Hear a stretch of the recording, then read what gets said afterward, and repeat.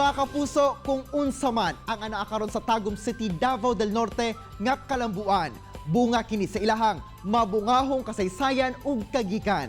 Busa atong bisitahon karong buntaga ang Tagum Historical and Cultural Center, kauban ang Acting Department Head of City Historical and Cultural Office nga si Saily Labatida Palumata.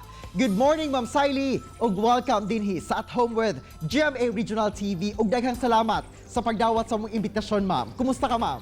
Maayo. Thank you so much, Argil, for the invitation, for allowing us, the Historical and Cultural Center Management, to be a guest in At Home this morning. Ma'am Saily, unang-una, please share with us kung paunsa ba o unsa ang nahimong inspirasyon sa pagtukod ni ining Tagum Historical and Cultural Center. Okay, the Tagum City Historical and Cultural Center is actually the initiative of our local government together with our city officials, wherein we could showcase the very wonderful history and culture of Tagum City and its people. So, taas ni siya nga damgo, and we are very happy that in our lifetime na-fulfill gid siya. So this was opened to the public last April 5, 2021, but the inauguration and the series of blessing was conducted last March in celebration of the 23rd Araw ng Tagum.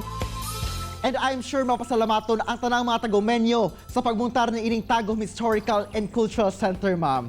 Apan, unsa sa ba ang mga makita dinha sa mga buot mo bisita, ma'am? So Kanina Center, the Historical and Cultural Center, is a 3-story building that houses several facilities. In the ground floor, we have the Centro Rizal and the City Historical and Cultural Office. The Centro Rizal is actually a center where we imbibe or we share with our fellow Tagumeños and our guests the different Rizalian values which we hope people would imbibe in continuing to make Tagum City great. In the second floor, we have the City Library and Learning Commons. It's a very modern library with very engaging colors because we want to instill the love for reading and learning to our fellow Tagumeños. It also houses the Center for Tagumeño Studies. It is the repository of all researches and materials that would tell about the history and culture of Tagum. And in the third floor is the Kagikan Museum, aptly called as the Museum of the Tagumeño People because it features the tri-people in Tagum. No? It has 4 galleries. The first one is all about the history and the narrative of Tagum, when it started as a municipal district until it became a city. The second gallery is all about the Tipanod, followed by the Moro Gallery, which talks about our Moro communities in Tagum. And the last one is the Dayo Gallery that talks about the migrant settlers that came to Tagum in the 1920s and started a community. Almost 90% of the artifacts na makita diri sa sulod are all donated by Tagumeño residents. No? So even the conceptualization, the preparation of the narrative involved ang mga different communities. It's a community museum wherein Tagumeños were really involved from the conceptualization until the gathering of artifacts and pati ang pag-layout sa tanan nga makita diri sa museum.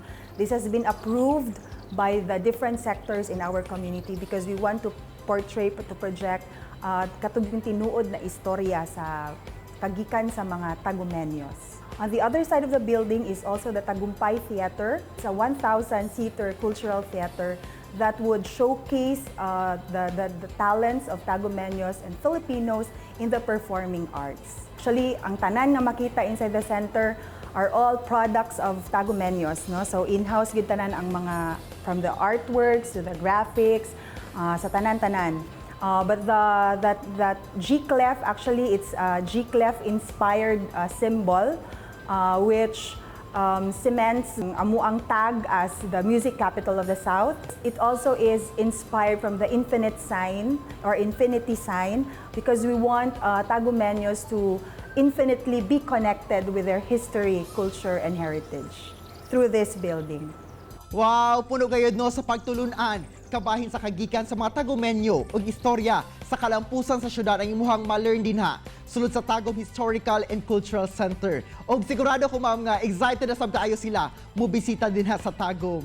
Og with that, Ma'am Saily, please invite our Kapuso viewers to visit Tagum Historical and Cultural Center.